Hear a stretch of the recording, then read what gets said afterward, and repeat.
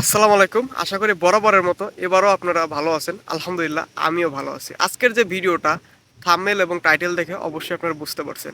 তারপরেও আবার বলে নেই, আজকের যে ভিডিওটা নর্থ মেসিডোনিয়ার ভিসা অথবা কাজের ক্যাটাগরি নিয়ে বা ভিসার ক্যাটাগরি নিয়ে যেটা বুঝতে পারেন বুঝে নিন। তো এই তিনটা ভিসার ক্যাটাগরি নিয়ে কথা বলবো। তিনটা ভিসার মধ্যে একটা একটা ভিসা হচ্ছে আপনার মোস্ট ইম্পর্টেন্ট। তো ওইটা আপনারা দেখবেন, পুরোপুরি ভিডিওটা দেখার অনুরোধ রইল, ঠিক আছে? আর হচ্ছে এক নাম্বার ক্যাটাগরি হচ্ছে ড্রাইভিং, দুই নাম্বার ক্যাটাগরি হচ্ছে রেস্টুরেন্ট, তিন নাম্বার ক্যাটাগরি হচ্ছে আপনার এগ্রিকালচার। তো যাই হোক, আর এই তিনটাই হচ্ছে আপনাদের ক্যাটাগরি। তো যাই হোক, আর ইতালিতে ভবিষ্যতে যারা আসবেন বা বর্তমানে যারা আসছেন তাদের জন্য ইনফরমেশনাল ভিডিও খুব শীঘ্রই আসতেছে আমার ইউটিউব চ্যানেলে। আশা করি খুব শীঘ্রই দিব। আর আপনারা অবশ্যই চ্যানেলটা সাবস্ক্রাইব করবেন এবং ফুল ভিডিওটা দেখতে থাকেন। আশা করি অনেক হেল্প হবে আপনাদের। মূলত আজকের যে ভিডিওটা বানানো হচ্ছে আসলে এটা আপনাদের কমেন্টের উপর ডিপেন্ড করে। আপনারা সবাই কমেন্ট করছেন ভাই আসলে ভিসার বিষয় নিয়ে, ভিসার ক্যাটাগরি নিয়ে ভিডিও বলেন। অনেকে কমেন্ট করছেন ভাই ড্রাইভিং ভিসা কেমন, অনেকে কমেন্ট করছেন ভাই এগ্রিকালচার ভিসা কেমন, অনেকে কমেন্ট করছেন রেস্টুরেন্ট ভিসা কেমন, আরও অনেকে অনেক রকমের কমেন্ট করছেন। তো যাই হোক, অনেকে কমেন্ট করছেন ফ্যাক্টরি ভিসা কেমন, এক একজন এক এক রকমের কমেন্ট করছেন। যাই হোক, আজকে আপনাদের সমস্ত বিষয় নিয়ে ডিটেলস আলাপ আলোচনা করা শুরু করি। তো এখন হচ্ছে মূলত আপনার প্রথমত বলছি হচ্ছে আপনার ড্রাইভিং ভিসা। তো ড্রাইভিং ভিসার ব্যাপারে বলি, নর্থ ম্যাসেডোনিয়াতে ড্রাইভিং ভিসাটা কেমন হয়ে থাকে বা কিভাবে এই ভিসাটা সম্পূর্ণ হয়, বা ভিসা বাংলাদেশিরা এসে কি এই ভিসায় কাজ করতে পারবে, অনেকের এরকম কোশ্চেন আছে, ঠিক আছে? এটা আসলে মূলত কি ভাই, আসলে আপনি যদি কোম্পানি ভেদে আসেন বা কোম্পানিতে আসেন তখন হয়তো অবশ্যই আপনাকে ওই দেশ থেকে, বাংলাদেশ থেকে আপনাকে ড্রাইভিং লাইসেন্স বের করতে হবে। এখন ম্যাসেডোনিয়াতে ড্রাইভিং এর ব্যাপার ওই রকম আইডিয়া নাই, তবে আমি যতটুকু জানি ড্রাইভিং হয়তো লাইসেন্স কোম্পানি থেকে যেভাবে হোক আপনাকে রেডি করে দিবে ওরা। হয়তো আপনি তো যেহেতু বাংলাদেশ থেকে রেডি হয়েই আসতেছেন, ড্রাইভিং শিখেই আসতেছেন, সেই ক্ষেত্রে আপনার ড্রাইভিং লাইসেন্স নিতে তো অত কষ্ট হবে না, ঠিক আছে? আপনি ড্রাইভিং করতে পারেন, চালাইতে পারেন গাড়ি। তো আপনি একজন প্রো রাইডার, সো সেই ক্ষেত্রে আপনার জন্য একটা লাইসেন্স আসলে অন্য দেশে আইসা নেওয়াটা অতটাও ট্রাপ আমি মনে করি না। তো যাই হোক, এখন ড্রাইভিং ভিসা আসলে আপনার কী কী কাজ করতে হবে, ঠিক আছে? মূলত হয়তো বা আপনার কোম্পানির এমপ্লয়ি যারা তাদেরকে হানা এবং নেওয়ার কাজ করতে হবে, এরকম। হয়তো বা আপনার এমনও হতে পারে আপনার বসরে হয়তো প্রাইভেট প্রাইভেট ড্রাইভার, আপনি হয়তো বা আপনার একটা মালিক আছে, আপনার মালিকের ড্রাইভার, এরকমও হইতে পারে। তো যাই হোক, আর পরিশেষে বেতন কেমন হতে পারে, তবে প্রাইভেট মালিকের ড্রাইভারের বেতন একটু বেশি হয়ে থাকে অনেক সময়। হয়তো 100-150 বা 200 ইউরো একটু বেশি হইলেও হইতে পারে। তবে কোম্পানিতে যারা আসবেন তাদের স্যালারি হইলে হইতে পারে 500 থেকে 600 ইউরো ড্রাইভিং স্যালারি। এর চাই বেশি হইতে পারে। এটা আসলে আমি একটা ন্যূনতম আইডিয়া দিলাম, আমি যতটুকু জানি আমার এক্সপিরিয়েন্স থেকে বা আমার জানা ইনফরমেশন থেকে আপনাকে আপনাকে আমি জানাইলাম। তো যাই হোক, ড্রাইভিং ভিসার বিষয়টা আশা করি ক্লিয়ার হইলেন।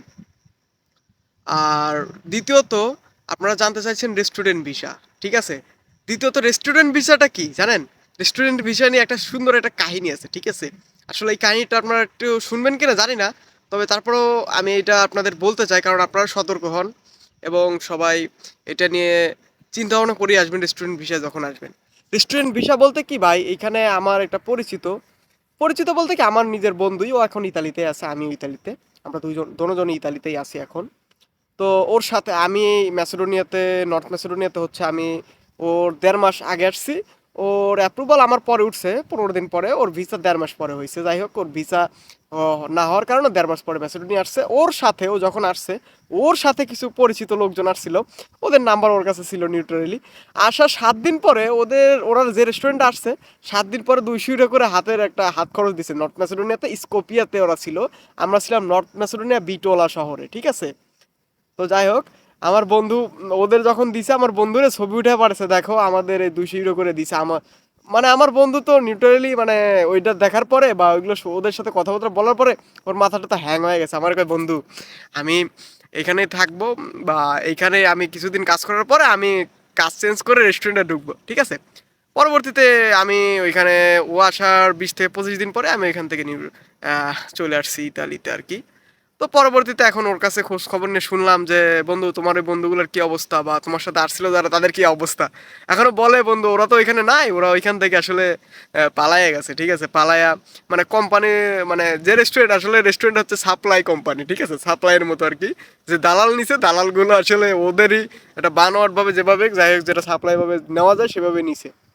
তো ওই রেস্টুরেন্টও ওইরকম ভালো না, জাস্ট নিয়ে কয়েকদিন রাখছে, ইয়া করছে, তারপরে ওইখান থেকে অনেকে গ্রিস, অনেকে এক একজন এক এক কান্ট্রিতে চলে গেছে, ঠিক আছে ভাই। আসলে রেস্টুরেন্ট বিষয়ে আসলেও একটু যাই না শুই না বুঝার চিন্তা, মানে চিন্তা ভাবনা করে আসবেন, ঠিক আছে। তো এটা আমার ভাই, আমার বন্ধু এবং আমার বাস্তব অভিজ্ঞতা বা আমার জানা ইনফরমেশন থেকে আপনাদের বললাম, ঠিক আছে। তো রেস্টুরেন্ট বিষয় রেশিও বা বিষয় সম্পর্কে আপনাদের একটু ধারণা হয়েছে, ঠিক আছে। তো এগ্রিকালচার বিষয়, তো এগ্রিকালচার বিষয় মোস্ট প্রায়োরিটি, ঠিক আছে, এগ্রিকালচার বিষয়। তো আমি যে কোম্পানিতে আসছিলাম, মূলত আমি এগ্রিকালচার কোম্পানিতে আসছি, ঠিক আছে। আমাদের কোম্পানিতে আমি আজকে যে বিষয়টা বলবো, আমাদের কোম্পানিতে, ঠিক আছে, তো এই আমাদের কোম্পানিতে অনেক সেক্টর ছিল। একটা হচ্ছে ফার্মিং, 2 নাম্বার ওয়ার্কশপ, ওয়ার্কশপ বলতে মেকানিক্যাল সেক্টর আর কি, মানে ট্রাক্টর টিলার বড় বড়, কিন্তু ওগুলো অনেক বড় বড় ট্রাক্টর টিলার ওগুলো সারা হয়, ঠিক আছে। তো আমরা ওই মেকানিক্যাল সেক্টরে আসছিলাম। তো সেই ক্ষেত্রে প্রথম অবস্থায় আমাদেরকে গরুর ফার্মে কাজ করাইছে ভাই, নিউট্রাল। আপনাদের এই স্ক্রিনে ভিডিও দেখানোর ট্রাই করতেছি, এই যে গরুর ফার্মে কাজ করছি আমি, দেখেন আমার নিজের ফেস আছে গরুর ফার্মে। এবং না, সেই সাথে মেকানিক্যালে যেহেতু আনছে, আমরা মেকানিক্যালে বেশি কাজ করছি, গরুর ফার্মে 1 দিন 2 দিন আমাদের নিয়ে নিয়ে যায় নিয়ে নিয়ে গেছে হয়তো। আর 7 ঘন্টা ডিউটি ছিল ভাই, 7 ঘন্টা ডিউটি যেদিন গরু।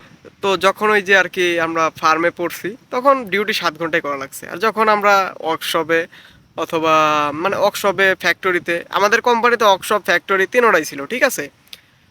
ফার্মিংও ছিল, অনেক কিছু ইনক্লুডেড ছিল আমাদের কোম্পানিতে। যাই হোক, আমরা সকল প্রকারের এক্সপিরিয়েন্সই আছে আমাদের কোম্পানি, সব জায়গায় আমি কাজ করছি, ঠিক আছে ভাই। তো যাই হোক, আসলে আমাদের কোম্পানিতে সবার বেতন একই ছিল, 390 ইউরো, ঠিক আছে। আমি বেতন পাইছি 390 ইউরো। কথা আপনাদের ক্লিয়ার? আশা করি ক্লিয়ার। অনেক সময় নাইট ডিউটিতে ফালাইছে, নাইট ডিউটিতে ফালাইলে হয়তো একটু ওভার টাইম হইতো, ওইটা দিয়ে টুকটাক মিলিয়ে ঝুলে ওই 400, 450, 500 এরকমও হইতো কিছু মাসে, এরকম হয়। কিন্তু ভাই ওভার টাইম করলে আসলে ভাই অবস্থা খুবই খারাপ হয়ে যায়। তো আমি এখনও বর্তমানে ওভার টাইম করি, রাত্রে নাইট শিফটে কাজ করি, মানে নাইট ডিউটি করি। তো এর জন্য ফেসের অবস্থাও খুবই খারাপ। যাই হোক, ওটা বাদ দেই।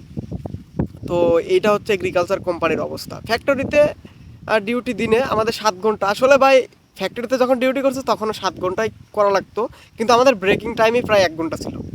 যেখানেই কাজ করছে আমাদের 1 ঘন্টা করে ব্রেকিং পিরিয়ড থাকতো, মানে আমাদের খাবারের সময় থাকতো। 7টা থেকে ডিউটি শুরু, দুপুর 2টার দিকে আমাদের ডিউটি শেষ, ঠিক আছে, এরকম হইতো আমাদের এগ্রিকালচার কোম্পানিতে। তবে এগ্রিকালচার কোম্পানিতে শান্তি আছে, ঠিক আছে, শান্তি আছে। আমরা বলবো না যে ভাই কষ্ট আছে, এগ্রিকালচার কোম্পানিতে শান্তি আছে নর্থ ম্যাসেডোনিয়ায়। তবে আপনারা যদি ওই যে অনেকে দেখলাম ইয়াতে, অনেক অন্য অন্য কাজে আসে, অন্য অন্য সেক্টরে আছে, হ্যাঁ আছে অনেকে, 7 ঘন্টা ডিউটি, তো আসলে ওই ডিউটিটা আসলে অতটা কষ্টদায়ক হবে না ম্যাসেডোনিয়াতে যারা কাজ করেন বা আসেন, ঠিক আছে। যারা অল্প টাকার ভিতরে সীমিত পরিসরে টাকায় খরচ করে আসেন না ম্যাসেডোনিয়াতে, তাদের জন্য ভালো। কিন্তু যারা ওই যে 15 লাখ, হ্যাঁ 14 লাখ, 15 লাখ, 12 লাখ এত টাকা খরচ করে আসেন না ম্যাসেডোনিয়াতে, তাদের জন্য ভাই আসলে তাদের জন্য একটু কষ্ট হয়ে যায়, ঠিক আছে। আমিও তাদের মধ্যে একজন, ঠিক আছে। সবাই শুধু জানতে চান ভাই কত টাকা কত টাকা আছে, ক্লিয়ার তো নাকি? আশা করি এই কোশ্চেনটা পরবর্তীতে আর হবে না।